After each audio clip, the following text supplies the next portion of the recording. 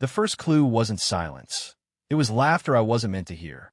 Through the glass walls of the downtown cafe, I saw them huddled around a phone, grinning at something on screen.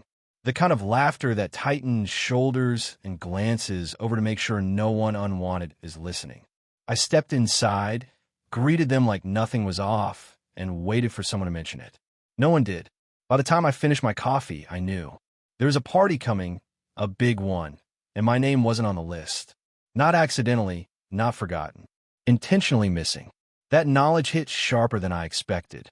These were people I'd grown up with, cousins and friends of friends, the ones who'd shared birthdays and late-night study sessions, the ones who called when they needed favors but never remembered when I'd said I could use one too.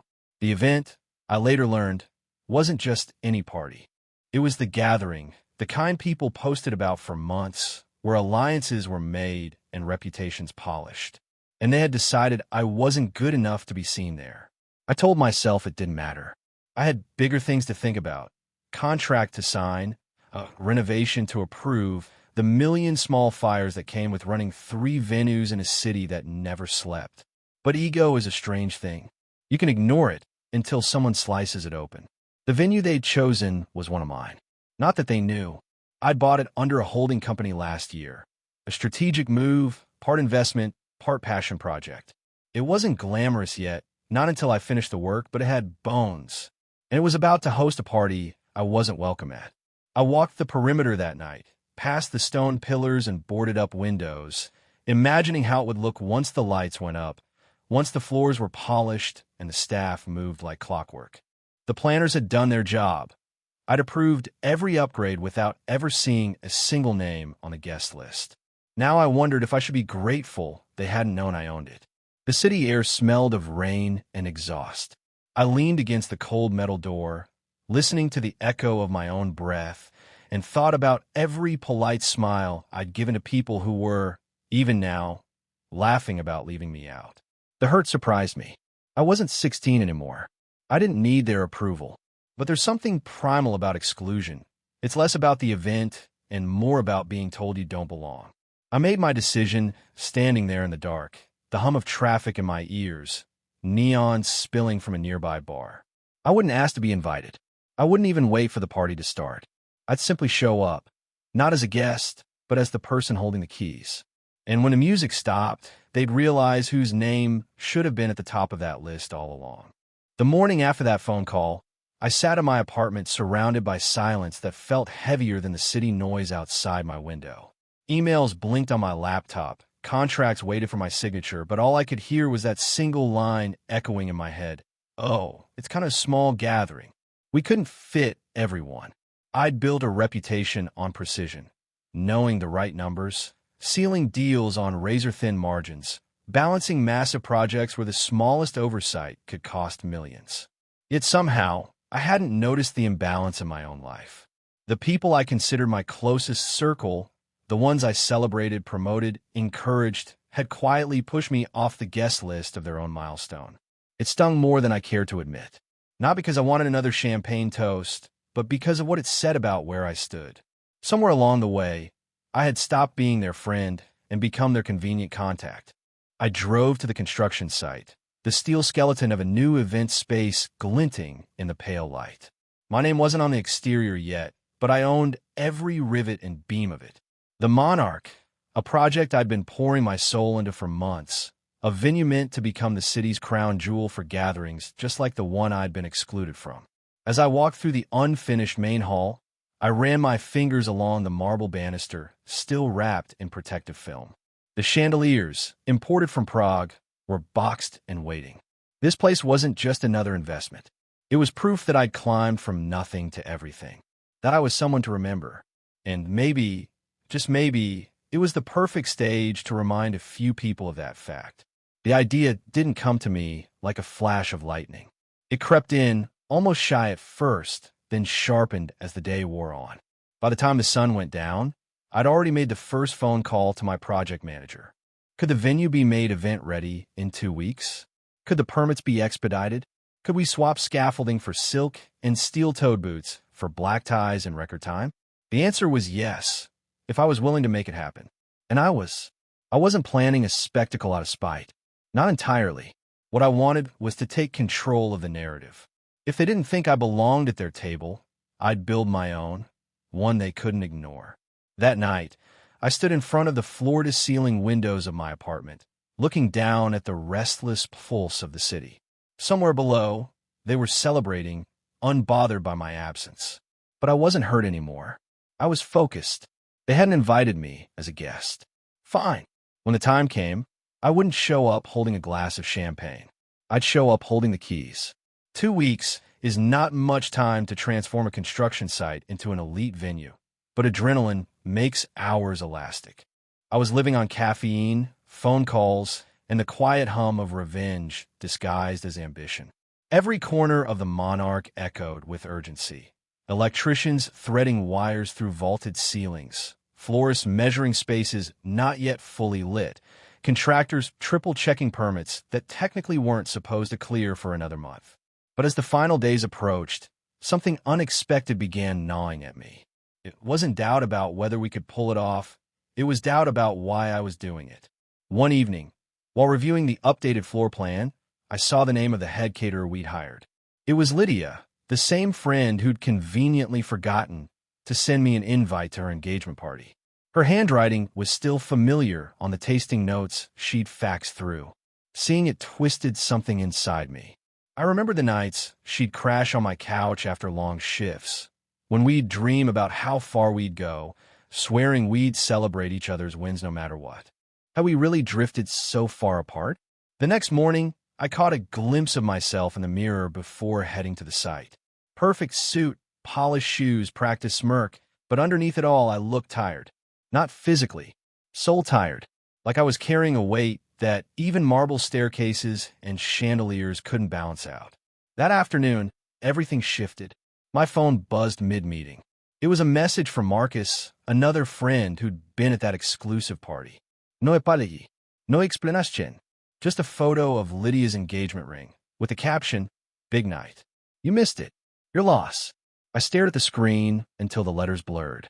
Something inside me cracked, not with anger, but with a strange clarity. I wasn't just proving them wrong anymore. I was proving to myself that I wasn't disposable, that I mattered. I canceled the rest of the meeting and drove across town to the half-finished venue. The chandeliers had finally been unboxed and hung, their crystal facets throwing scattered light across raw concrete. I walked through the echoing space, imagining it alive with music, laughter, and the very people who had decided I wasn't worth a seat at their table. And then, in the quiet, a new thought struck me. What if this wasn't about outshining them at all? What if it was about choosing who I actually wanted in my life when the lights came on?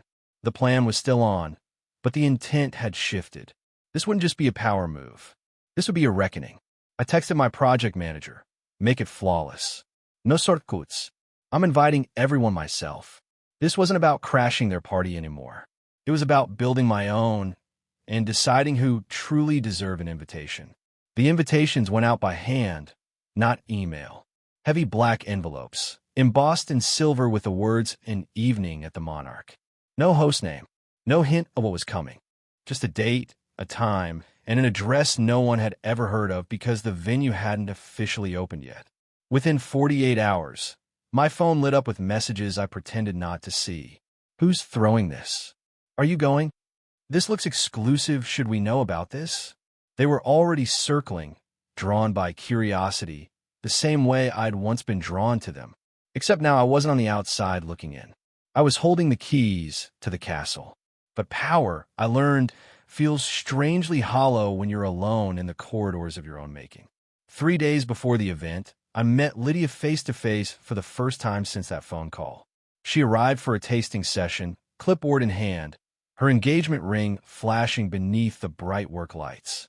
"Didn't expect to see you here," she said carefully, as though unsure if I'd known about her new title as bride-to-be. "I could say the same," I replied, keeping my voice calm. "You're catering an event you weren't invited to." Her smile faltered. I didn't make the guest list for that party. Marcus handled it." "Marcus," I repeated, tasting the name like poison. "So I was left out because of him?" Lydia hesitated, then looked me dead in the eye. You've been so busy building things, you stopped showing up.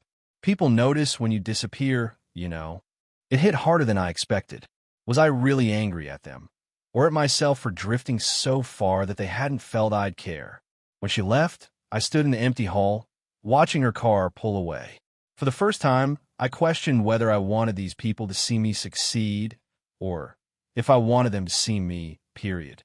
The night before the event, the Monarch was unrecognizable, velvet drapes, crystal light, a polished floor gleaming like a mirror.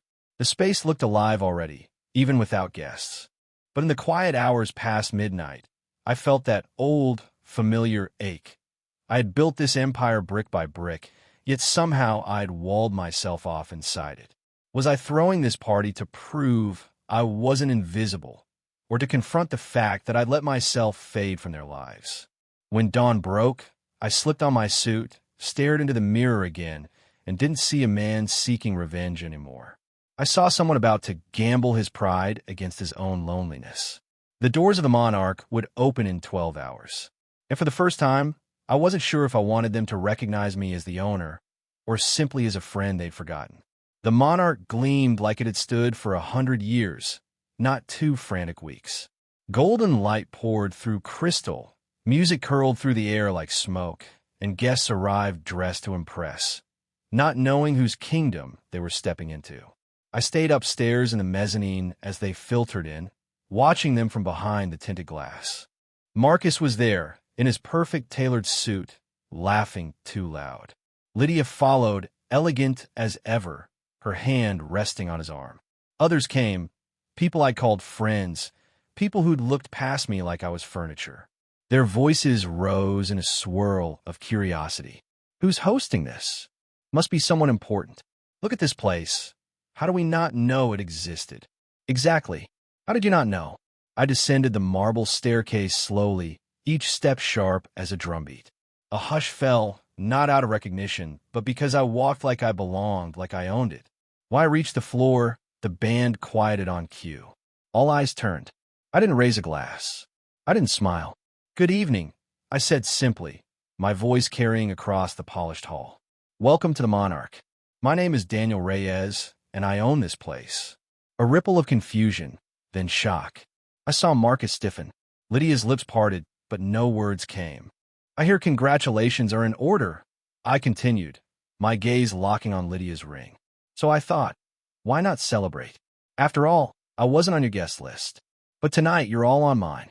A brittle laugh escaped Marcus. "Daniel, this is impressive. You didn't have to go through all this just to make a point." I walked closer, my footsteps echoing like verdicts. "You're right. I didn't. But here's the thing. I built this not to prove I'm better. I built it to remind myself I deserve to be seen." The room went silent, heavy with the weight of something more than anger. My voice cracked just slightly, but I let it. Do you know what it feels like to give everything to people and realize they stopped thinking of you as family? That you became convenient, replaceable? Lydia took a step forward. "Daniel, it was," I said gently, stopping her words. "But maybe it's not just your fault. Maybe I disappeared first. Maybe I cared more about building walls than staying connected." I looked around the glittering room. Chandeliers, velvet gold. This place is beautiful, isn't it? But it's empty without real friends inside. So here's the clarity. I don't need to crash anyone's party. I can host my own. But I'm done chasing people who don't want me there. I handed my glass to a passing server, turned my back on the applause that started out of guilt, not joy, and walked straight out the doors of the Monarch into the cool night. For the first time in years, I didn't feel invisible. I felt free. The street outside the Monarch was quiet, a rare pocket of stillness in the city's endless churn.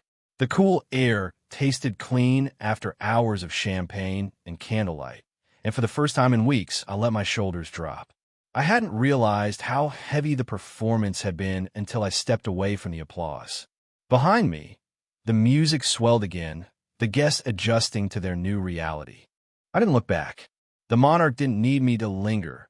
It would outlive this night, just as I would outlive the need for validation. I walked half a block before I heard the hurried footsteps. "Daniel, wait." Lydia's voice. I stopped, not out of obligation, but because I wanted to. She jogged up to me, heels clicking on the pavement, her breath visible in the night air. "That was brutal," she said, catching her breath.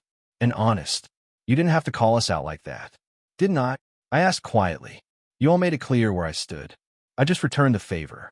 Her expression softened, guilt clouding her eyes. "Marcus handled the guest list, but I didn't fight for you. That's on me. You're right. We let you disappear. But maybe you let yourself vanish, too." The words hit harder than I expected, but this time they didn't wound. They clarified. "You're probably right," I admitted. "I spent so long building something impressive that I forgot to build something real. I wanted tonight to show you I mattered.